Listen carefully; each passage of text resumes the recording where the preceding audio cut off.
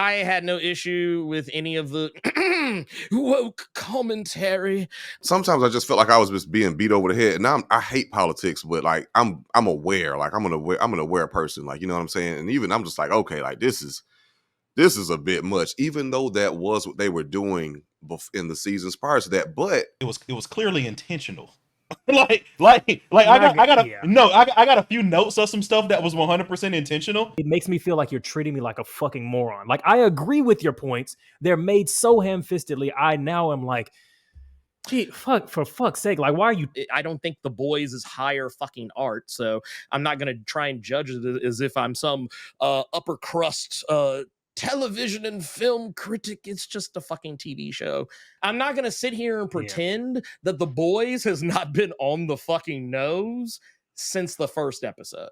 This is very reminiscent of a conversation I tend to have with X-Men fans who they're like, oh, I don't know why the X-Men are they're handling social justice shit. And it's like, well, that's kind of what they've always been doing. You might have. My point is largely that I enjoy good leftist commentary, which is what The Boys has been up until this point. My criticism, if anything, is the opposite of the folks that you all are generally, and I think correctly, you're saying some of the same addressing, shit, though. which is for opposite reasons, which is why I think it's a red flag. But yeah, what was the last shit we were just talking about?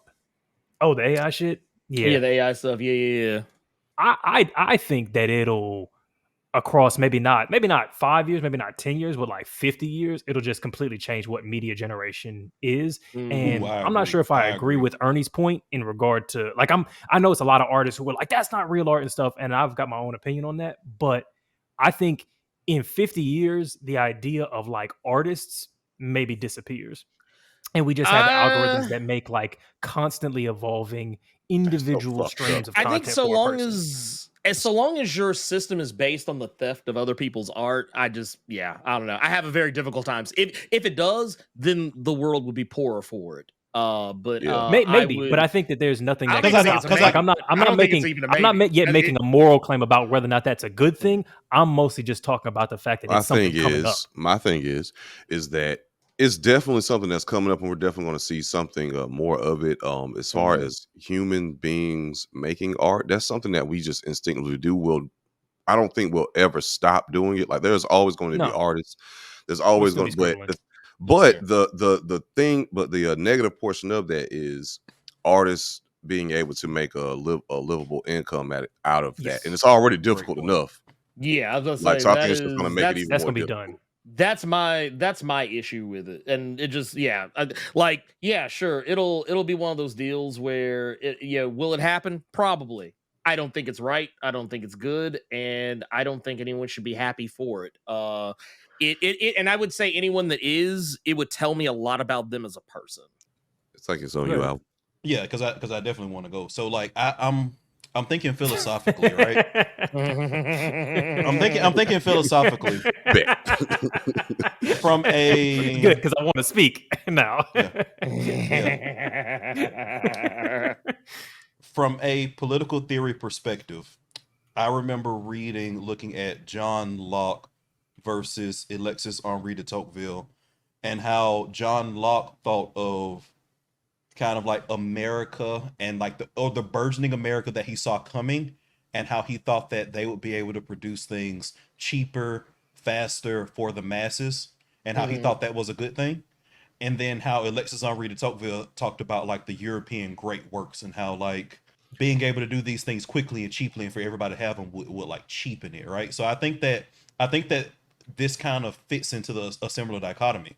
I think that Josh is correct. I think that you'll ultimately have, Josh and Eddie, I think you'll ultimately have a lot of very quickly produced AI stuff that will effectively be like the McDonald's of that space. But I also think that you'll have people that will still be able to produce at a higher level. And I think that you just have to have a system where like there's an equivalent, to steal a Kanye reference, there's an equivalent of the Medici family to let these people create, or there's like a smaller niche market that allows them to do those kind of things, because it's going to be deemed higher quality. I think what you're going to see is that those things that we kind of take as a commodity now in like the Spotify era and like the Getty Images era are going to become luxury goods, and everybody's going to be force fed these artificially intelligence generated songs, images, that are just going to be, again, the McDonald's of that space. Yeah. The only I can see issue that. I have there is I think that one. Damn, I lost my train of thought. But what I will also say is I think that the thing that's interesting here is that each individual person will have like their own stream of things. And I think that we are discounting or maybe like not pondering on what that means. Like what the impact of it is for every single person to have their own fully fleshed out like Fast and Furious franchise that only they've seen because it's been generated in real time just for them based on their taste and who they want to see in it. You see what I'm saying? In the words of Jeff Goldblum in the Jurassic Park, just because you can, it don't mean you should.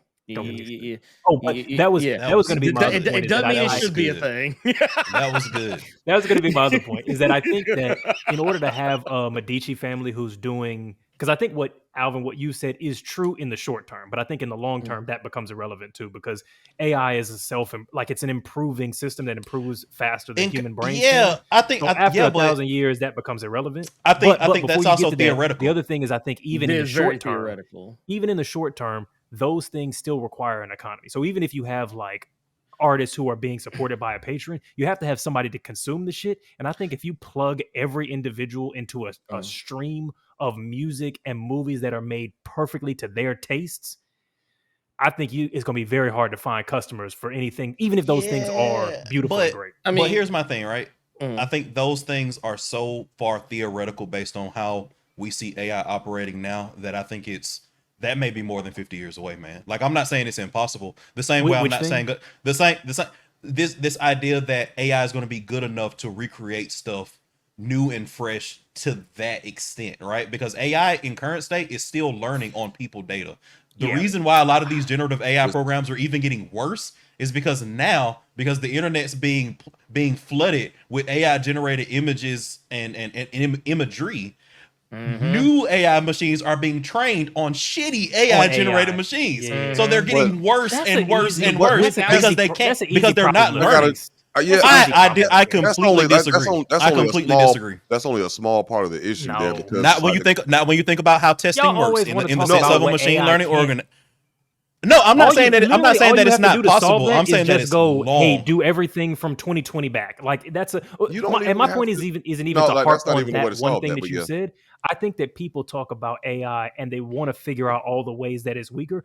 The reason that AI is a fucking behemoth is because I'm not talking about the evil part. I'm talking about its effectiveness part. The reason that any of these systems are such a threat is because they improve faster than what human brains can. Our brains have not changed. We have not gotten to that point yet. Everything that you guys are talking about is literally theoretical. Everything you're saying is theoretical. Wait. What are you responding to, Alvin? The idea that it continuously improves. Both you said it and then Josh just said it. AI in current state is not continuously improving. It's not. I do agree that it will likely do that. I really do. It's not. It's not. It's not. No, it's not. What improvement might be different than what I'm saying. I will send you like 30. I will send you like 30 papers. I will send you like 30. I agree with you that what you're saying is likely the future state. What I'm saying is that so far away, it's theoretical. It's so far away. It's theoretical. Wait, are you? I think maybe what the confusion here is talking about like self-generated improvement versus general improvement. Yes. I think that maybe is where we're okay. So That's fair. I don't know if I said self. Maybe I said self in there. What I mean is technology improves. Human brains do not. That's the point that I'm making. Not whether or not AI is capable of rewriting itself in real time. Yeah. Is anyone here a painter, a singer, a songwriter, an artist of some sort? We're technically all artists of some sort. I'm a podcaster, so you know. I mean, like actually, like you. Oh, actually, an artist? What do you mean by that? Do real art stuff? Why would you cover us like that? No, I mean someone who actually makes something worthwhile. We're YouTubers, bitch. Come on. Does anyone here paint, write poetry, sing songs, make beats, play guitar? Anything? So I've done some. Nah, not really. I would argue that my SQL queries are art and poetry in and of themselves. I would argue it's the same. Well, here's where I would say this. I don't care. It's It doesn't matter. What the fuck? it's one of those things where I'm just like, because I'm gonna tell you, this is where my beef is with the whole AI discourse. There's a lot of motherfuckers that have like some really high ass fucking opinions about whether or not AI should or does not affect like actual artists who aren't even fucking artists.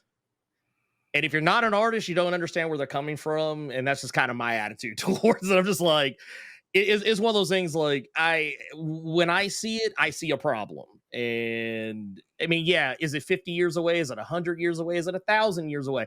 Either way, at the end of the day, if in order to create the thing, that artificial thing has to steal something, like literally take something from someone else, something that someone else created, then we got a problem. And yeah, you can make it all about morals if you want. That's fine, but and try and separate the human aspect from it. But at the end of the day, I'm just kind of like, dude, theft is theft. It would to me. It's splitting hairs. It's splitting hairs at that point. Like it just is what it is. AI good, but bad when used incorrectly. It's no different to me than a fucking gun. I don't think guns by and large are bad things. I mean, hell, gun owner. But I do think guns are bad in the wrong hands. And I do think people who use AI and use it in such a way, I think they are thieves. If they use it in a way to create art, full sale knowing that art that they are creating, that art is being built off the backs of someone else who actually put in the work. At the end of the day, you're a fucking thief. And I mean, you can see, but all of that then comes down to whether or not art can be monetized. If I'm understanding what you're, because it doesn't matter. I don't disagree. Monetization doesn't matter here. It's theft. Plain and simple. No, but it does, because if you remove monetization, there is nothing about, you cannot steal art unless there is a concept of ownership, credit, copyright, and money. If you make a painting and I make the same painting, you still made your painting. The concept of theft doesn't make sense. That's a logical fallacy. That's a logical fallacy. You can steal something that I'm not selling. You can steal something that I'm not selling. Right. You're taking so in order for you to make your painting, wait. You can steal something that you're not selling, but that would be actually taking the thing so you don't have. If you still have it, it hasn't been stolen. Well, no. But the thing is, you are copying, and copy is still theft. So how? Here's the thing. I'll put it like this. How is copying theft? You and I will never. Copying is theft. Legally. It is theft. How? It is actually theft. Exactly. Okay, in a system where we have money, ownership, copyright, and selling of things, if you remove that, copying is not theft. No, you can still copy something and still be theft without monetization. Monetization is irrelevant to theft. I listed four other things. I listed four other things in that list. But you started with monetization. You said monetization was the crux. That's not how lists work. Lists have multiple fucking things. They're not just the first thing on the list. I'll put it this way. This is one of the things we will not agree on, but I will say this. You are entitled to that opinion. I think it's a very wrong opinion, but you are entitled to it. And I will defend to the death your right to have that wrong opinion. But at the end of the day, if somebody uses AI, even if I'm not making money off of it, if somebody uses AI and takes my art, I will for goddamn sure think it's theft. Yeah, and on that note, if you try to tell me it's not theft, okay, I would laugh in your face. On that note, let me actually fucking introduce the podcast 12 minutes in, because apparently the button just said monetization is core to it, and we said monetization isn't core to it. But I named 5 things. Anyway, I'm gonna give you a chance to respond immediately after this, Eddie. Immediately after this. Okay. Let's just move into the topic. Yeah. Actually, we probably should just get into what we actually are going to talk about, because I have so many opinions, and I think that Ernie, I don't even think you're wrong, Ernie. I just don't think that you've articulated your why, which is what I'm more curious about. You think I'm wrong. That's okay. It's okay. Not yet. Here's the thing. I don't care. So I just wanted to say that's my point. That's what the purpose of conversation is. But I'm gonna let Alvin. Yeah, please, Alvin. Thank you. Alvin, carry on. I think agreeing to disagree is lazy. Not in ideologues. And with that being said, welcome to Waving the Red Flag, the #1 ideological artist support and AI investment podcast in the world. We doing it big here, talking about all kinds of stuff. Yes, sir. We got Edward. It's the boys. We got Josh, and we have the illustrious Blerd Without Fear joining us. Spirited discussion. Hit him with the air horn one time. I'm here. Here he is. Not Here AI he is. Look at that guy. generated. Yeah, not AI generated. We don't yeah? know that. It's, We this don't is, know can't that. prove this that. is no. This is the genuine article right here. Like if Is that an I tell you android or is what, that a I tell you cyborg? what, if I am AI generated, you all have created theft, and I will sue. We here to talk about the motherfucking boys, okay? How y'all feel about like just the overall season? Worst season so far, bar none, with the exception Hmm, of the last interesting. episode. So I think it's the worst season, not by a lot, but I'm gonna Yeah. guess based on past conversation that I'm gonna think that it's the worst season for very different reasons. Maybe. What a good ground. But I would agree. Like it definitely. What the show is so good that I'm like, even it being bad and me being like kind of rolling my eyes at some stuff, I'm like, I'm not gonna stop watching at all. It never got bad enough to where I wasn't hyped to see the next episode at all. And that's kind of what I want to get into, because I feel like a lot of the discourse around it is heavy-handed woke nonsense. And I watched a little bit of season 3 to refresh myself, and I watched all of season 4 today, and I'm looking at it and I'm like, what the fuck are people talking about? It was I started to agree, not gonna lie. It was clearly intentional. like I got a few notes of some stuff that was 100% intentional. So the part where they were doing their version of the MCM phases, and they stopped and they said that we're gonna have this Black Addict campaign. Oh, and that was white fine. people will have Chardonnay on it, and black people would see an ad for peach cognac. Like this is clearly satire all the way through. They were being heavy-handed on purpose. Let me give you the ones that I thought were bad, because I agree. There's been people the whole time who are like the outraged fucking anti-woke fucking idiots who are like just don't understand satire. But there was stuff where I was like, fuck, you're making me feel conservative, and or you're making me feel like you think I'm stupid as a like that you have to break down these ideas and repeat them so blatantly and with no abstraction to the audience. It makes me feel like you're treating me like a fucking moron. Like, I agree with your points. They're made so ham-fistedly. I now am like, gee, fuck, for fuck's sake, like, why are you talking directly at me like this? Well, I mean, to be fair, there were a lot of people who only just now realized what the show was actually about. So, I mean, honestly, they kind of had to talk to everybody and treat everybody like fucking idiots. I think that's my issue. Is that what happened is it seems You're like too smart. Boys Season 4 was done. Yeah, it felt like the Boys Season 4 had made itself so fucking stupid in order to appeal to people who are dumb that it now made the entire show dumb, instead of being like, look, we're just going to be for who we're at. Like, when you try and get everybody on board, you make a worse product. Can you give me some of your examples? Because again, I think 90% of what I saw people talk about in like exact clips, I was like, that was intentional, that was satire, zero issue with it. So I would love to hear your examples.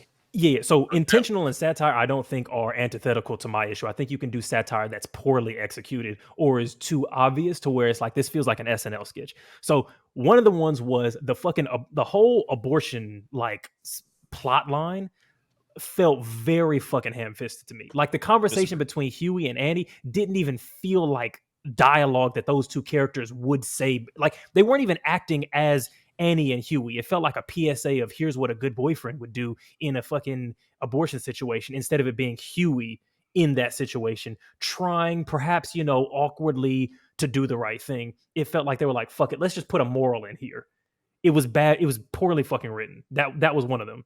That was towards the top of my list. Yeah. I would say I disagree. And I would say that ham-fisted satire is a form of satire, right? So that's why the whole concept of like Parks and Rec like exists.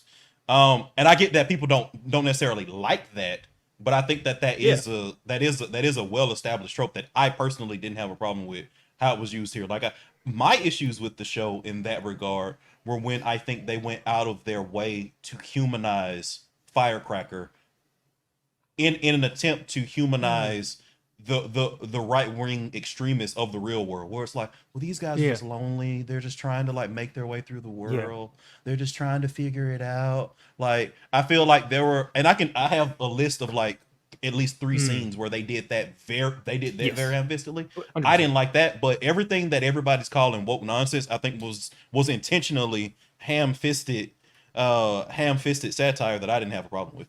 Even the abortion angle, I mean, it was very much like, oh yeah, she's a leftist and she had an abortion.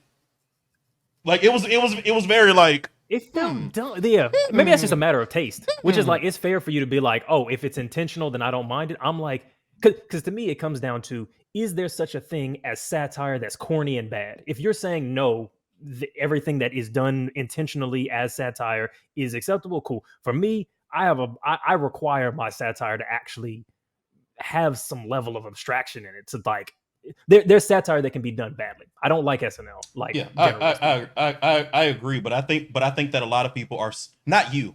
And again, I never want this to be about a you thing, and that's why I'm referencing, the zeitgeist in the current. Oh, I agree. It was a bunch of people who are just the same idiots who have been complaining about the show since day one. I think a lot of people are saying that the satire was bad simply because it was over the top. And I'm thinking, like, have you never seen a fucking Boondocks episode? Like, we were all laughing about the fucking Boondocks. There's an episode where there's a demonic exorcism, and he forced the nigga to read because niggas don't read. And we're talking about ham-fisted satire. Like, so I do agree that satire can be ham-fisted are different things. Is it only okay when it's black? Because I'm not gonna lie, Boondocks is ham-fisted as a motherfucker. Like, it's the most ham-fisted satire I've ever seen, and I love the first 2 seasons of it are phenomenal. They're masterclasses. Even the BET shit, the Catcher Freeman, Black Evil television. The Catcher Freeman episode is phenomenal. Well, what was it? The nigga moment, and I want to be clear here. I love Boondocks. I've watched it a lot. That shit's fucking heavy-handed. I mean, it's good. Here's the thing. Here's a circle you have to square as a person. Is it only okay when it's something you have an inside track on, or is it only okay if you think that it passes your standards? Like, that's kind of the thing that you kind of have to square there. Which is the latter, which is the way all art or any content is kind of processed. And I think that we're also confusing ham-fisted to just mean like over the top or gonzo or extreme, and they're not the same thing. Like, there's a difference between something being like, oh wow, in your face, and something being poorly executed, which is what I'm talking about. Well, then I think here's the thing. I'll just say my piece, and then we can move on to whatever, because I'm sure Josh has thoughts. I'll just say real quick, I didn't have a problem with any of it. I don't think it's the worst fucking season of the show. I mean, honestly, I think the second season's technically the worst season of the show. Thus far to this point, I had no issue with any of the woke commentary. I'm not an avant-garde nerd or anything like that. I took it for what it was. I don't think The Boys is higher fucking art, so I'm not gonna try and judge it as if I'm some upper crust television and film critic. It's just a fucking TV show. But I will definitely say, if there was any one thing I thought was kind of like dumb, I don't want to say dumb, just thing I just kind of rolled my eyes at was the whole Pizzagate thing. I was like, okay, that's a little on the nose, but everything else, I was like, yeah, this is it. This is par for the course. I'm not gonna sit here and pretend that The Boys has not been on the fucking nose since the first episode. I would implore you to revisit those earlier seasons, and maybe you might realize that the show has been this entire time. I'll maybe rewatch and see what changed. But I don't think so. This is very reminiscent of a conversation I tend to have with X-Men fans who they're like, oh, I don't know why the X-Men are they're handling social justice shit, and it's like, well, that's kind of what they've always been doing. You might have just forgotten. The whole premise. It's the whole premise. Let me just make sure I'm clarifying my point as strongly as possible, because I don't want it to be misconstrued by you, Ernie, or by anybody who's I'm not arguing with you. I know you're the audience. Yeah, I'm arguing the audience. My point is largely that I enjoy good leftist commentary, which is what The Boys has been up until this point. My criticism, if anything, is the opposite of the folks that you all are generally, and I think correctly, you're saying something the same shit, though. Which is for opposite reasons, which is why I think you've misunderstood me, Ernie, and why I want to clarify in this way specifically. I hear you loud which is that, but I don't think you understand. Which is I think the issue. I'm probably just dumb then. I'm probably just dumb. So there you go. You're not dumb. What are we doing? Let's not do that at all. Like, that's not, I think, useful or You getting helpful sassy. convo wise. I'm not trying to call you dumb or anything like that. I'm trying to clarify my point. Well, I mean, it was the way you said it, though. It was the way you said. You're like, well, I just don't think you understand. I was like, oh, okay, maybe I don't. Well, I'm dumb. So, because but here, yeah, no, carry on with your thought, and no, then no, no, keep going. I'm gonna break character for a second because I don't want shit to turn into like antagonistic shit. I don't think that's useful. Like, yeah, we're doing content, but I didn't mean that to mean like you don't understand and therefore you're like below or anything like that. I just don't want my rhetoric to be compared as the same as those who were like anti-woke, because I don't think that's what it is. So I want a chance to clarify that. So if it feels like they're the same, I think I should get a chance to clarify that they're not.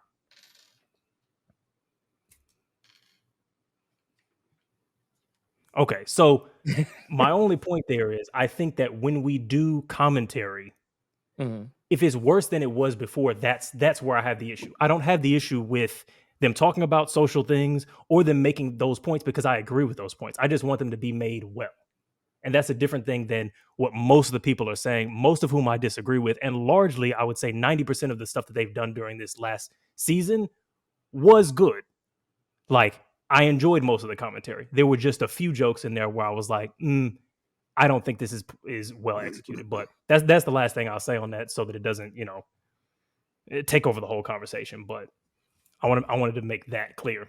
Hopefully, Josh, you got thoughts? Plenty of. For one, I do think this has been like one of the lesser seasons out of all four for me personally, because I'm maybe for different reasons, in agreement with Eddie and Alvin, as far as like some of the ham-fisted stuff, like, because sometimes I just felt like I was just being beat over the head. And I hate politics, but like I'm aware, like I'm an aware person, like, you know what I'm saying? And even I'm just like, okay, like this is a bit much, even though that was what they were doing in the seasons prior to that. But it was presented in a way where I felt like it was better delivered or executed within the context of certain things. But it was just with this season, and it could be just a thing of, hey, like, sometimes when a show goes on, like you just start getting used to shit, then they have to find new ways to engage you, and then they have to go over the top. Then, I get it, but I'm not like mad at it, but I'm just like, oh, okay. Goddamn, all right, you're really hammering home this simple thing. But again, for the larger masses at stake here, like that watch it, some people like really do need to hear it, or just like need to have it hammered home. Or hell, they could even be just saying, oh, they're making fun of these leftist dickheads with this obvious and blatant, da-da-da-da. So that was just like one little instance. But when the season actually did take a turn for me was episode 5. That was when like everything changed. Like that was when I said like that was a good fucking episode. And that was when they were dealing with Hughie's dad and his health issues, and the choice between giving him V or when they gave him V. Spoiler alert! Spoilers. I mean, this whole episode. Oh yeah, all this is spoilers. So would you have done the same thing if it was your dad? I would have let that nigga go, man. Yeah, I think I would have tried it, man. I don't know, man. Some percentage go crazy. Yeah, that's what I'm saying. Some percentage go crazy. Some percentage don't go crazy. I think I probably would have. If I'm being honest with myself, I think I probably would have tested the waters. The only thing is, the way he went out was so wild that it's like, this actually is worse. Like, you took a man who was going to slip peacefully into the night and gave him the most horrific last like 3 hours of a life possible. And he murdered like 6 different innocent people. Like, and you effectively had to kill him. Definitely the wrong decision. I wouldn't have done that shit. Well, actually, I would have, but it would have been the wrong decision. If it was my mom, yeah, it might be a different story. But like, yeah, I mean, damn. Yeah. Going to that peaceful night, sir.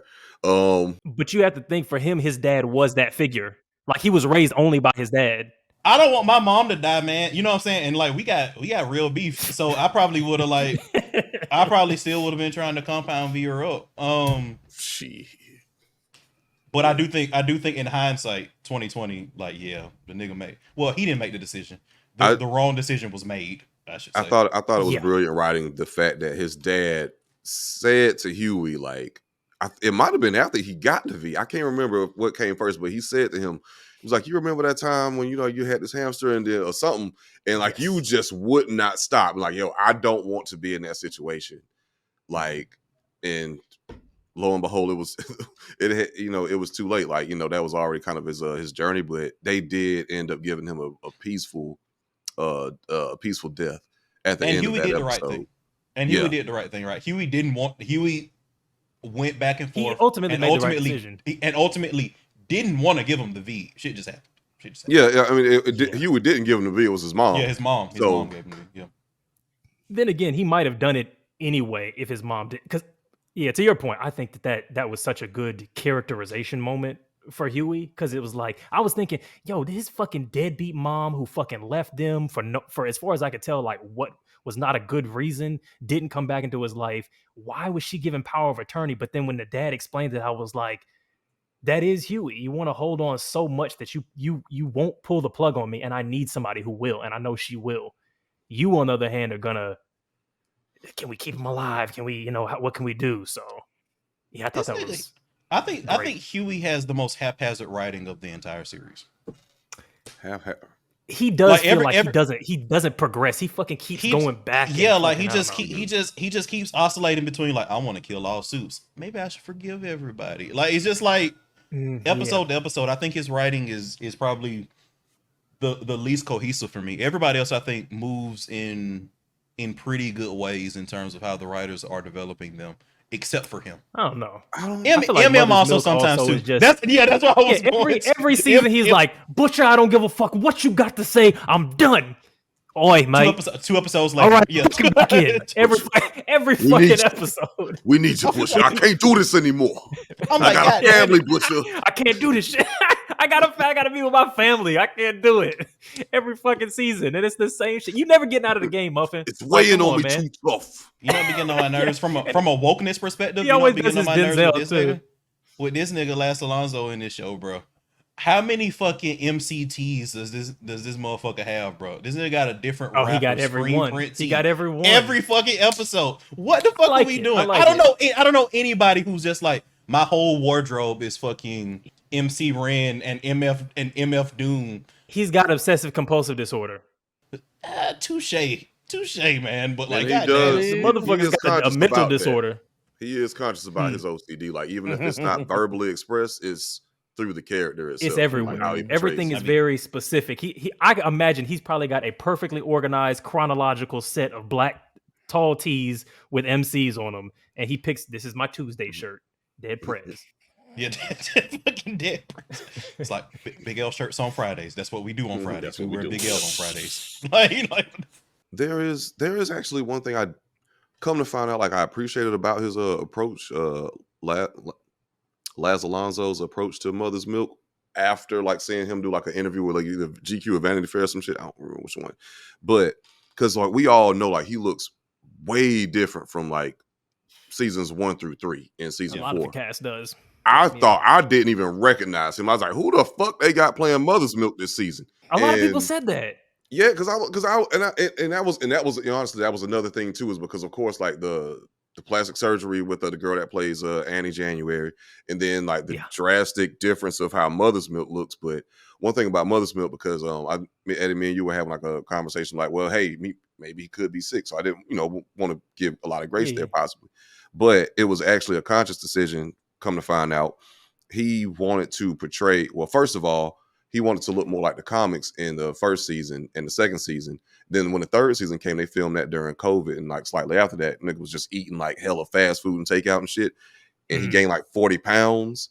And he was like, what the fuck? And then they told him that this in season 4, he was going to be going through like a big character change. So in Mother's Milk, OCD fashion, he wanted to portray that. And then of course, like, get healthier for himself. And that's why he lost a lot of weight. He lost a lot of weight. Yeah. And also the beard cut. The beard cut also didn't, I think the beard cut made it a lot worse. But they kind of said it in the show where it was like, Mother, you look like you've not been eating. What I mean? Like, they said it beginning of episode 1. Kimiko brought him to play them, was like, you working too hard and you're not eating enough. You need to like get these cream puffs in your what the fuck ever. They mentioned like the whole like facial hair thing, because like he was working for like directly for the government, like the White House. Yeah. So he was like more trimmed up, like, so he had to be more professional. So around the room, A-Train redemption arc. Ernie, what you think first? Ernie? A-Train? Honestly, if there was anything that I was kind of a little bit off about, is they kept doing it where in such a way where I kind of feel like, man, you'd have been caught by now. Yes. Like it's a Yes. okay. So if you tell me a character has superhuman hearing, or you express the characters have some ability to be able to detect certain things, the fact that Homelander never caught wind of anything he said when he was literally within like the same building as A Train, I In thought his was kind of room. weird. Yeah, like in his room, even just like in a office like down the hall, from the Seven's boardroom. I thought all that was if there it was the only unbelievable part of it to me. Like everything else, I was like, fine. But like He had a the tracker in him the whole time. and no And one no ever thought to one check it. thought to check the tracker.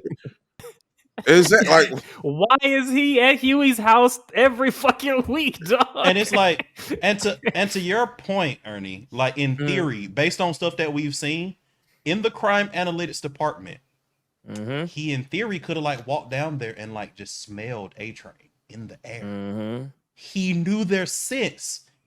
Well, he was able to smell Hughie in an air vent because of his sweat. Yes. What are we doing?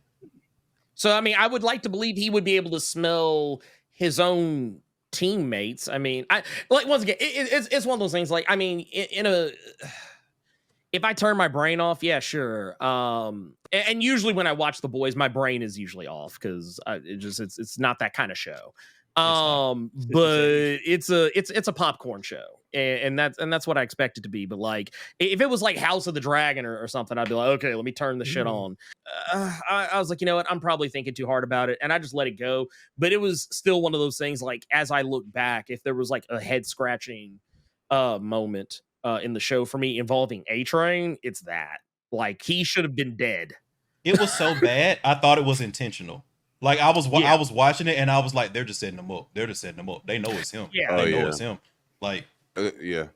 I would, in terms of redemption though, like just the redemption. Oh, arc, just the redemption you know what itself. I mean? Yeah. No, I mean, I thought it was good. I mean, I feel like, let there be at least one good person on the Seven, or formerly on the Seven. Yeah. Like at least, because though I will say, I think that his redemption is somewhat transactional. Like his morality shift is somewhat transactional, just so much in the sense that it took him this long to get to a point to realize that he wasn't actually a real hero until now. And this is with him knowing that a lot of the shit he does is staged. Like it becomes very clear that all of these savings, all these events where they do good things, that are all staged. So the fact that like it took him actually doing a good thing to realize he was doing a good thing, I was like, I mean, I guess, but yeah, otherwise fine. It'll take tolerable.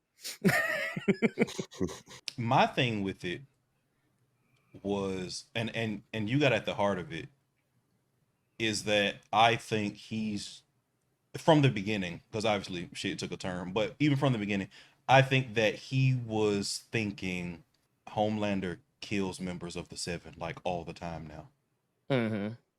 I'm not necessarily particularly useful to him. I'm not particularly marketable all the time. How long is it before he kills me? And can I start building cachet with some other entity force that's opposing him with the aim of maybe on the offshoot saving myself? That's how I viewed his entire season.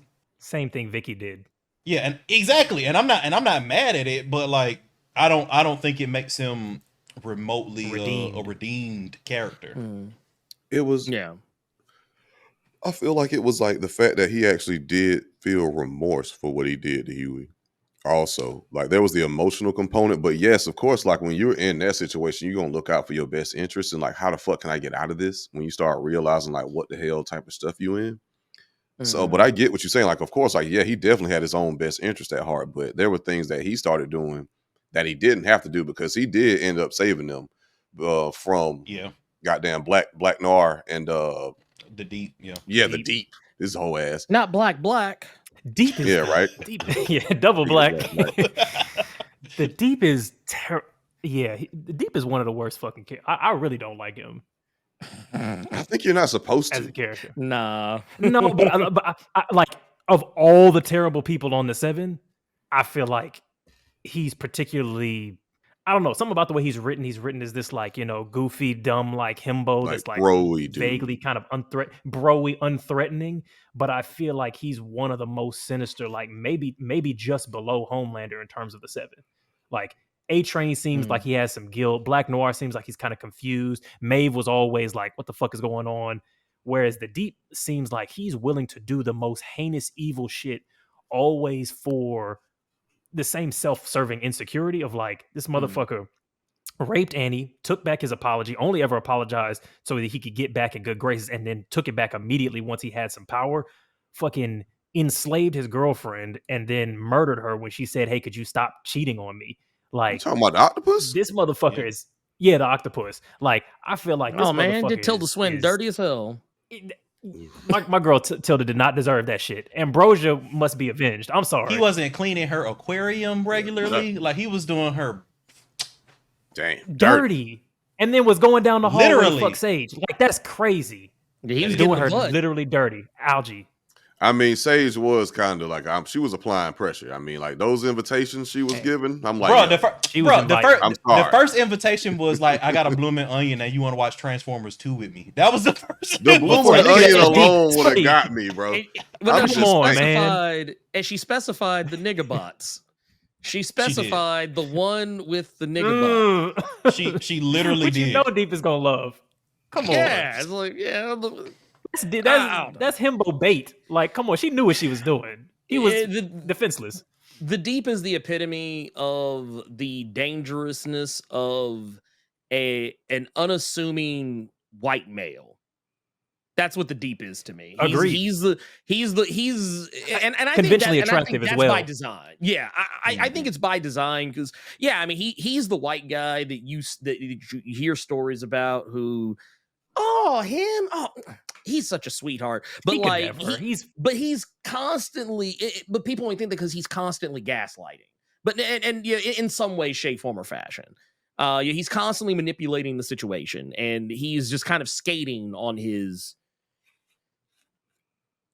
I guess, average, white male looks. Yeah, it's that's what I feel like he's the type of guy that, like, if he got caught doing anything wrong, and they kind of did allude to this, he'd be the guy that they were like, well, he's got the rest of his life ahead of him. He's just a boy. Yeah. He's just a boy. He's just a 37-year-old little boy. The man's grown. He's got bills. He's still growing. He's going through puberty. Yeah. Also, I think he's very goofy, and that makes him a lot more like. You know what I'm saying? You assume he's non-threatening, right? Mm-hmm. Like, that's why people try him. Because he's very. Time. I know what the fuck a capybara is. Like, he's very dumb and goofy, and that makes it seem like he's less evil because he's so stupid. And that also makes him just a little bit more likable. Just a little bit. Like, for comic relief, you know what I mean? He's like, comic relief, yeah. Bro. Oh, bro. Bro. Not that ass. Yeah, man. I mean, that's some real shit, though. That's some real shit. Yeah. Yeah, man. Welcome to Waving the Red Flag, the #1 bro podcast in the world. Bro. So Sage, I want to get into Sage. I want to get into Sage before we run out of time. Like, I feel like there's a lot of meat on the bone there. Yes. How much of this do you guys think is planned, and how much of it is serendipitous? Because ultimately, I hope all of it. Ultimately, it gets to what she wanted. It gets to what they planned, right? But how much of it was, again, serendipitous versus this is a calculated move? Like to Eddie's point, did she intend to get shot, for example? I don't think that was, because why did Mother's Milk shoot her in the head? You're trained to shoot at center mass. He shot her directly in her only organ that can regenerate. Why don't most niggas get shot in the head? Like, I mean, that's a good point, Josh. Why don't most people get like shot that? In the was head? The smartest fucking. I'm like, finally, but it plot armor. I know, right? Josh answered the real questions. No, like, why don't he should have aimed at the head? If you're trying to kill somebody, if you're trying to incapacitate them, you should aim at the head. Because in real life, and correct me if I'm wrong, in real life you're trained, because it's actually quite difficult to hit somebody's head if you're far away from them. Most people, Exactly. You're trained to aim at center mass because once you hit center mass, they start. Yeah, that was the thing I was referencing before. You aim at center mass because then you get them to stop, and then it's a lot easier to double tap them in the head. But if a motherfucker's running and you try and hit their head, you maybe miss, and now they're gone. So in a situation like that, he would do what a cop does. He would shoot her all in her body. Now she's fucked up and on the ground, and it don't matter how smart she is. That's not so. To shoot her once right in her head seemed unrealistic to me. I don't know, man. He never, CIA trained guy. He's probably 6 feet away from her. She's not moving very fast. I'm taking the headshot. And I think at that point, I also think he was also looking at her as the linchpin. Like she was the load-bearing plot point. So he probably decided, well, if I just kill her, then this is over. Like the plan is done, and they don't have Batman's prep time personified in a person as an issue to deal with. Yes. Which I mean, but I will say that is a head scratcher of a thing, because MM did seem to be pretty aware of who she was. And it's not like any Vought superhero's powers or some grand secret. It's not like the Marvel Comics universe or the DC Comics universe where like, oh, everybody knows this person has superpowers, but they don't really know exactly what they are. This isn't, My Hero Academia or anything like that. So I mean, it's one of those where, or actually rather, correction, it is more like My Hero Academia in the sense that everybody would know what you can do. So I would imagine if he's at least vaguely aware of who she is, he probably knows. He knew everything about her. He gave Butcher a rundown when that was a secret. No, it wasn't. Like when they went through well, he didn't necessarily know that her brain could regenerate, but he knew that she didn't have any he knew that she didn't have any physical powers, that she was only smart. Like he knew that because he told Butcher that when they went to that gun con earlier in the season. Yeah. And I would think he would shoot her twice. Like, I don't know. It's very Wolverine-y. Like characters who if a character can heal some shit, that's the only place they getting shot. Like he didn't hit her in the leg too. He didn't hit her in the chest. He just said directly one shot directly into your self-healing organ. I mean, that's fair. But I mean like that shit happens all the time. It's just with this particular character where we're calling it out. You know what I'm saying? Yeah, like, I guess the other people do get shot in the head. You know, because I mean, anybody else that could have took a bullet in the head, that should have got a bullet in the head, did not get said bullet in that head. Well, yeah. That's true. Well, and then you also think about all the other characters on this show who have been shot in the head, and how many times they've, they linger on Kimiko whenever like she gets hurt, like mortally wounded. It's like she's gonna come back. She's immortal. Like I don't understand her. Like she's like she should not be able to heal. At least I don't understand it, because like, when she got ripped, when she essentially got blew the fuck up, her body ripped in half. Yeah. How are you coming back from that? Whole. So, she got little baby legs, right? It happens, man. Back with, It happens, man. Piccolo on Dragon Ball Z was like he could heal from anything as long as his head was intact. That was his whole thing. Lobo. Stem cells. He can come back from vapor. Beat up stem cells. Cells, just literally like a little. Yep. Like as long as you got the one. Just a little bit. If you got one Lobo cell, you got the full Lobo. But I feel like there's no way she could have planned for Victoria Newman. Now maybe she did it. She's doing like a what's that dude from Ernie, maybe you know this one. Who's the character from Gargoyles who was always doing the like crazy contingency plans? Xanatos. Xanatos. Maybe she was doing a crazy Xanatos gambit. I'm hurt that you didn't think I would know what fucking Gargoyles was. My apologies. I didn't think that you might know the exact character I was thinking of. But I mean a disrespect to gangster like Gargoyles. My apologies. Shit, though. Look, this is welcome to Raven the Red Flag, the number two nerd podcast on YouTube. So like, what are you talking about? What are you talking about? It's close, but we are number 2. We are number 2, but we're number 1 in the 4th dimension. God damn it! One day we're trying to get like you when we grow up. But number 2 isn't bad because that just means you're the shit. So I mean, just that's how I always look at it. With the bars. But no, I will say, I think she's. I think it's definitely like 5D wizard's chess, galaxy brain levels of like, oh, I'm like 10 million some odd. Like I'm so far ahead of you in the game that I'm actually playing 20 games from now. Like that's kind of how I'm viewing Sage, and I'm also kind of viewing her in the sense that, well, yes, she has done this. She did it because she clearly just wanted to see if she could. I also think it's safe to say she also would know exactly how she would want to undo it if she wanted to undo. Like she's a person who I feel like, by the time you get to the end of the next season, I would be surprised if it wasn't something where like, well, yeah, I planned for it. Like, because she planned for everything else. She planned for Homelander, and Homelander is probably the most chaotic aspect. But also at the same time, because of his chaoticness, she knew how to plan around him. Oh yeah, he's predictable knew he was across gonna time. Yeah, exactly. Like he's chaotic, but he's predictable chaotic. Yeah, but like all the other outside factors are different. Yeah, that's why I'm a little bit like, how could she have predicted it? Because I across a month, you can pretty much predict exactly what Homelander is going to do in a given one situation. Knowing whether or not Homelander is going to fucking kill you is like, to me, but again, I'm not the smartest person on earth, is like impossible. Actually,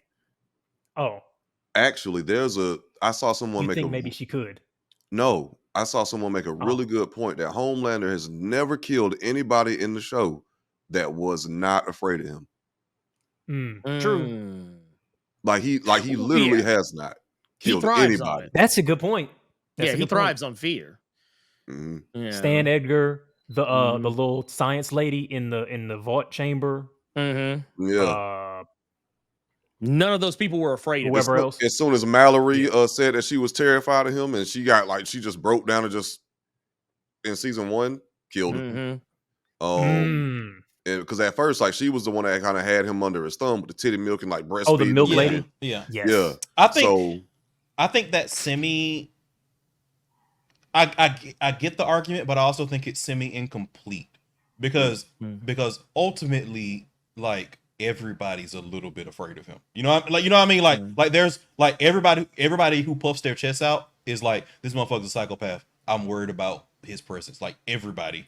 So I get what they're getting at in terms of there's a level of psychology with him that he responds to a certain type of outward expression in his conversation. Yeah, exactly. Yeah. So I think that's more what they're getting to, and not necessarily completely the fear thing, because everybody's a little bit afraid of Homelander. Yeah.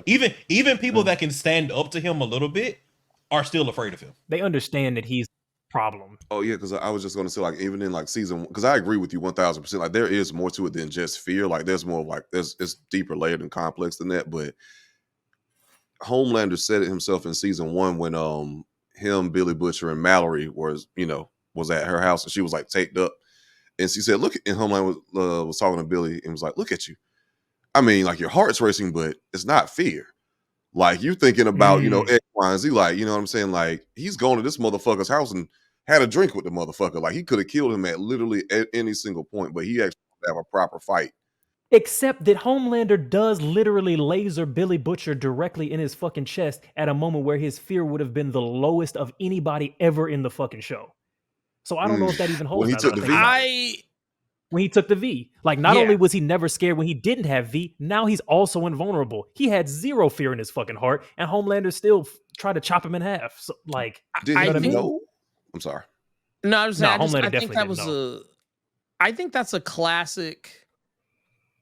We need this fight to happen, so the rules of engagement are going to be ignored temporarily, just to ensure that the thing we need to happen happens. Like, yes, you see, I mean, it's not something exclusive to the boys. I mean, I've seen countless stories do it where a character might.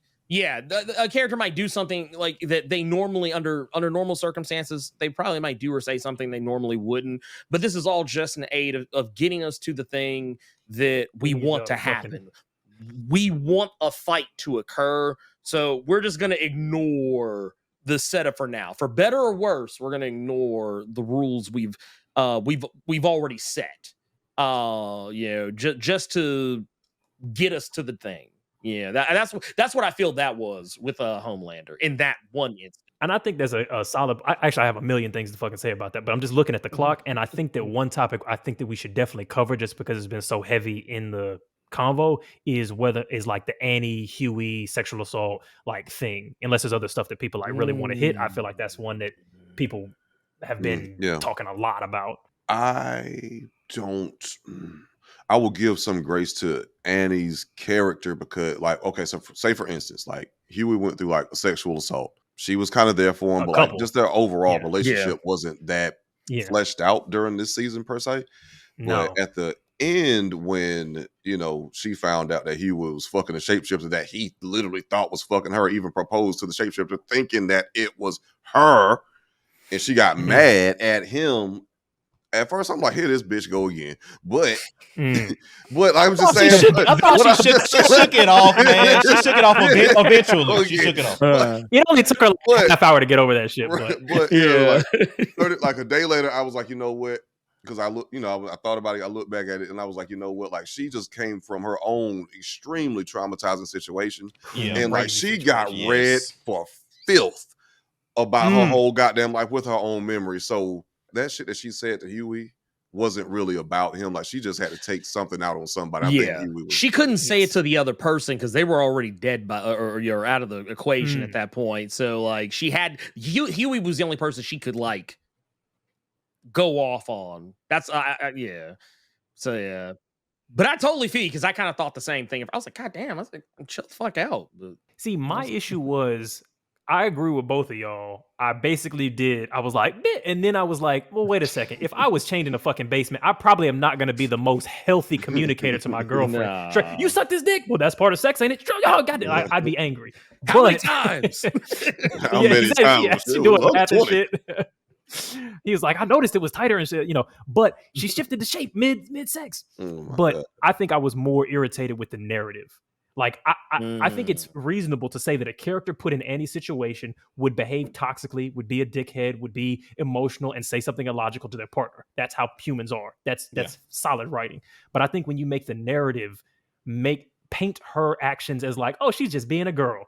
That's cool. Like, Mother's Milk is like, good luck. And it's like, bro, Hughie's been raped 20 times over the last 2 months. The show should acknowledge that what Annie January is saying is wrong. Like, maybe it's human, maybe it makes sense, but there should be a moment where she apologized or Hughie goes, actually, you kind of have me fucked up because what I went through is actually traumatizing as fuck. I thought that I was having a loving relationship for like a month, and I thought that you proposed to me. Like, the happiest day of my life is ruined for the rest of my fucking life because of that situation.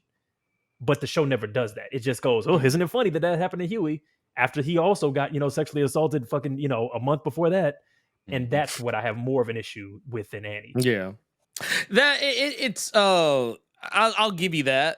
Really more for the previous sexual assault more than anything else. Because that was something I did think was kind of weird because when it happened, like, the show was kind of playing up the angle, they're playing that, they're playing the whole thing up for laughs. I mean, and to be fair, at the time he was only getting his feet tickled. But like then you later learn, but then you learn, okay, well there was stuff we didn't see, and it's like, oh, well, now this just got dark, and now I feel like a terrible person for laughing at his That's how I felt. But it was like but it was also like it's one of those things like I feel bad, but at the same time I don't feel bad because like, well, I gave you the reaction that you were trying to get me to have, I feel like, and now I feel like shit because Big apparently there was something else going on, and now you're telling me like, oh hey, you're bad now. Like, it's well, damn. Where did we where did we find out that there was stuff that they didn't show in the TV in the televised version? That was the when they got out of Tech Knight's little sex dungeon, he basically implied that there was more that happened, that like it was during the time that they had cut away to like everybody else. Like that they were down there for a while. Right. Like there was stuff that popped off we didn't see, and like because the stuff that at least I might be misremembering some of the stuff Ashley did to him, but I feel like some of the stuff Ashley did was kind of like it was feet tickling. He sat in the cake. It wasn't like anything like because she implied what she was going to do to him before the cutaway, and I think it was like that stuff, which is still like if you don't want that, like it's then you don't want it. Right. Like, but it's like the way he talked That's about it assault by afterward, itself. right? It was, but the way he talked about it after, like it sounded like, oh wait, no, there was maybe There's more. something. It was there during it was more during that that popped phase where off. it was during that phase where he broke down and Yeah. it shifted to his dad and he was like, Yeah. I'm not okay. Yeah. Like Yeah, it was right exactly. before That shit during fucked me Yeah. up. Yeah. Because I had that same experience that Ernie had. I was like, oh, because they had made it a comedy thing. Yeah. And then I was like, oh, when he broke down, I was like, oh, like, why did you make that a comedy scene? I just remembered what had happened. Like, Ashley takes her fucking pussy slime and smears it on his face. And I'm like, yeah, oh, wait, this motherfucker's been through a horrific sexual assault. Like, not just like a Yeah. horror dungeon shit. Some great, and I Could've didn't get been. it until he cried. So, well, like I said, and it was, and like I said, I or didn't will, hit me, I should say. Well, I mean, like I said, it was full on sexual assault. Yeah. That No is fancy kind of business. played for kind of a joke, for the most part. Like, or I mean, maybe to kind of take the sting out of it, but like, Yeah. to 'cause not make it as serious. But it's still, it's uncomfortable. Like, The it show ain't does it a lot. irreversible. It's not like watching. If anyone's ever seen Irreversible, then you probably know. Oh, yeah. I It ain't like watching Irreversible, but I mean, but it's still uncomfortable. It's Yeah. not something like that I would be like, ooh, let me watch this part of the episode again. Isn't it funny? Like, I wouldn't say that. I would be like, man, can we kind of Yeah. can we They skip do that a lot in past the that show. part? Because Mother's Milk has been assaulted, like sexually assaulted about a When was dozen Mother's times Milk? at this point by When this show. has Mother's Milk ever? I don't recall that. Like, Love Bro, sausage. he keeps getting nutted on and fucking slapped and choked Oh. by The The stuff dicks. with Like, the stuff with Oh. Frenchie and his past like keeps coming back up. Like it happens, or Because is at least Web referenced weave. quite a bit. Frenchie. wait, that Frenchie was assaulted as well? Yeah, you. Oh, get yeah, the- no, he the was a sense slave, with like essentially. with like, Absolutely. little Nina. That whole situation. That Oh, whole that she was Yeah. raping him as like kind of a situation. Yeah. Oh, true. That was the thing. True. he was Yeah, a you know dog. what? He was a dog. Is how she. Mhm. You know. Yes. And you know what? I had actually wiped that from my memory for a little bit. And I think mostly because I was like, man, I don't know how I feel about this. This is kind of uncomfortable to watch. But yeah, I mean, it is what it is. But I still feel like, man, yeah, that's it. I can feel bad for both parties. I do think Annie was out of pocket, but I don't think she's a terrible character or that she should be punished No. or anything like that. I think maybe if they had a conversation next season, like you You should said, apologize, but like, yeah, if they have hey, look, you know that thing, yeah, you know what, I didn't get a chance to tell you that it was kind of fucked up of me, and then be like, all right, okay, cool, we're good. at least If you they had didn't, that like, conversation, it did seem kind of egregious at first in the initial. Yeah, I mean, I think that kind of how it was meant to be, but at least for one, in terms, like, she didn't stay mad at him because I think Yeah. the character knew, like, he didn't I'm tripping. fucking know. Yeah, But- she jumped about it. She said she made the comment. Yeah, Get the shapeshifter ST, get tested Not- for every STD Yes. because I'm not gonna have shapeshifter shapeshifter syphilis. because I'm to fuck you again. So yeah. yeah, And but he was like, but we're "Yes, I'm fucking squinting again, there, bro." Yeah, we're fucking again. Yeah. So Yeah, you're good. But on the opposite end, though, like, there wasn't a whole lot of support for Annie Yeah, from what she had went through. Like, Well, no one really. True. No one even that knows. shit was Well- not televised. Like, you know what I'm saying? Like, Yeah. Yeah, it wasn't regular. I mean, they wrapped her hands up, and I mean, I don't know. That ain't nothing like that because if It's not enough, but that ain't shit. I- Like, that's just. I guess I'm like, maybe I'm making excuses, but I'm just thinking like they're all warriors and soldiers, and she kind of went through some soldier you shit. gotta apply the So same. they're just I'm sorry. no. I'm not saying that they shouldn't comfort, but I'm saying they went directly from that straight into the next battle. Yeah. So there was Yeah. like the boys generally doesn't do like Battle aftercare. employer. Yeah. They don't do aftercare. They don't do employer provided like therapy. Like that's not a thing the boys provide. But that's The CIA same doesn't we- give them, We're saying about Hughie though, like, and we're saying that should No, have. we're happened. talking about in the context of a relationship. Annie's, or at least I am. Yeah. Like, what did? Because nobody did anything for Hughie or anybody none of the boys have ever had like benefits. You know what I'm saying? They're not getting employer provided healthcare benefits at all. So, which is kind of crazy I when feel you like- think about it. Yeah. It For what is they- actually they getting wild. paid at least, and pretty sure. I guess it don't seem like it's much. No, I mean, don't seem like it's worth it. That's for damn sure. I mean, they should have Hell like no. a certified psych that they speak to. like on a like that would have been a nice touch. I think it would make like, or have like some confessionals, have like you can do it like the Real World Something. or whatever, have like a thing where like, oh hey, this is what's been going on, blah blah blah, talk to a bit of breath camera or work, whatever. maybe some yoga, a retreat, something. Because goddamn, Mother's Milk is in hives and shit. But even Frenchie was like, "Oh my god, I could do the confessional, but what am I going to say? I'm just talking." Well, then we would have no show though, because then they would all be like healthier individuals. I'll probably just quit. Yeah, that shit would have got. Also, kind of fuck Frenchie. I know we got to close, but kind of fuck Frenchie too. Nah, the way Frenchie's Frenchie not did a good Colin was character, bro. crazy. Frenchie's- He's like Frenchie. I mean, he's a good right character. under He's not a Butcher to good me. person. Good person. He's not a good. Yeah. He's not a good person. He's not a like good person at all. I like the guy. I like the The guy. Colin shit was. I'm not gonna lie. He's very likable. He's very likable. But the shit that he did, you got to realize how crazy the Colin shit was. This motherfucker executed a man's entire. That's like Monsters Ball 2.0, man. Yes, he executed a child, a boy child's entire family. Found him when that child was now over the age of consent. Fuck that child, and then or that now adult, and then instead of keeping his own trauma to himself and moving the fuck on, he's like, let me tell you, by the way, I murdered your entire family and you've been fucking me for the last like 6 months, by the way. Like, why did he do any of that? It felt like him just it like was super traumatized. It was way into it. I mean, like, I'm not justifying the shit, but the whole thing was, now I know you know this, but like, it was weighing so heavy on his heart. Like, the guilt was just eating the fuck away at him. And he had legit feelings for this person, but it's like, I did this shit to your family, but I was being controlled by somebody. How the fuck can I even forgive myself?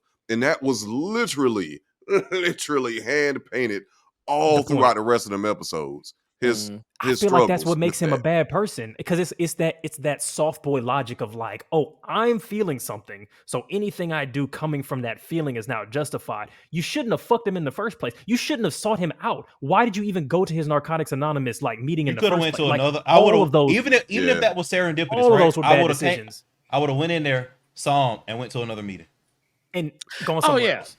Hey man, Frenchie made a bunch of bad decisions and then blamed somebody else for it at the end, which is the whole point of why he's bad. So. It was his fear of making things awkward is what compelled him to just even hang around for any of that. Like he was like, oh, maybe. It just, I don't know. Frenchie is a character I started out liking, but as the show has gone on, I actually like him less. Like I like him. Yeah. Like I would say which is insane to say, because Butcher's not no angel either, but I mean Butcher is what he is. Fuck Butcher too. Yeah, Butcher ain't shit. But but I at least have a little bit more respect for Butcher, because he knows he ain't shit, and he doesn't try and pretend that he is. Frenchie's like, oh, mon ami, we are so sad. Bro, shut up. You're a predator. Nah, you're a predator, dog. You groomed that man.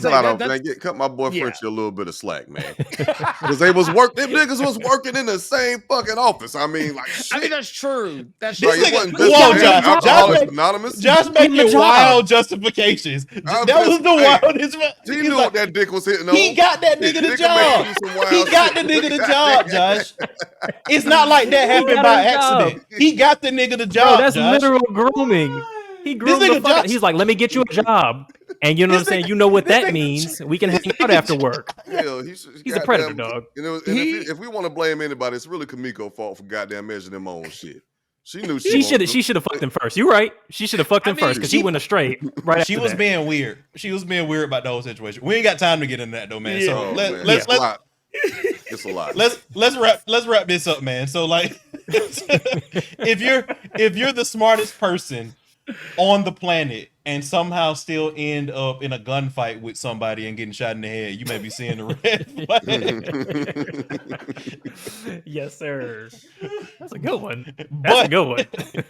But if you're in a super powered superhero CIA, crossover relationship, and you're not preventing battle aftercare to your loved ones in that relationship, you may be waving a red flag. It has been Edward, Josh. It has been the illustrious Blerd Without Fear. Ernie, before we close off, anything you want to plug? Oh no, well, just the usual stuff. Live streams every Thursday at 4 p.m. Eastern, or no, 7 p.m. Eastern, 4 p.m. Pacific. Haha, every Thursday, and then every Saturday at 1 p.m. Eastern, 10 a.m. Pacific, and I do videos throughout the week as well. So yeah, tune in. You never know, you might find something that you like. Yeah, Big and old and facts. and Highly again, probable.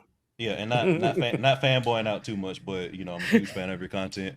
Watch all your stuff, so appreciate the work you do. That's As far love. as That's love. As far as waving the red flag, make sure that you like, comment, subscribe. We are available wherever podcasts are sold. So make sure that you're checking us out on the Spotify. Make sure that you're, again, looking at memberships and subscriptions across all platforms where that is available. Make sure that you're checking out merch, wares, card game, pre-orders. Those still going on. We shipping Yes, sir. we shipping far and wide right now. We doing what we got to do. It's a red flag. Keep those conversations spicy. Make sure that your dinner parties are as entertaining as possible by making sure that you got that product on hand. God Moving damn. weight. Yeah. I'm just telling you, it's crazy. God damn. This nigga was listening to Got Pusha that T heat. and Freddie Gibbs before that. Yeah. Before that He can make anything sound. I'm I was pushing like, wait heat a in minute, these. I was like, we talking about product? I was like, are we talking about like? Look, man. I mean, I move a about bird like I I'm wanna in make bed with anything Mother sound Goose, man. Wait, Move a bird like I'm in bed with- whoa. God damn.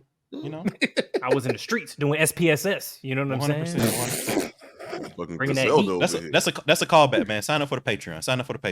That's what I'm saying. Bring it back. Yeah, 80 But diamonds. yeah, for real, thank you, Ernie, for coming through. It's always Anytime, good to have anytime. an authority in nerd culture come through. You know what I'm saying? I don't know how much of authority I am, but I You're the number one. Come on. I mean, some days it depends. It depends on the day. Depends on what day. Yeah, I The might crown be. is heavy. Sometimes you got to put it down for a second. I feel you. No, there's days I question. But I appreciate when others think that I am. It makes me it gives me that boost. Yeah, it's like, oh man, that makes me feel like I feel like a whole foot taller than usual. I How actually many can. feet tall are you, by the way? Oh, I mean, I'm 5'8" on a good day. If I don't Okay. hunch, I look up If you to my fully. I would. So Good. I would Good love dude. that so That's much. what tall queen. yeah, my wife is 6 foot. Oh so I man, look Alvin up- getting uppies is tripping me the fuck out. I would. That's crazy. I never, because he always says he likes tall women. I never understood that he love meant tall- like big border. Like I want her to be bigger than me. I love made that tall. No, calculation. because I get it. that's the thing. Let him So- cook. Let him manifest his woman. Okay. I love. Okay. Look, I love need tall it. women. All right. God damn. I mean,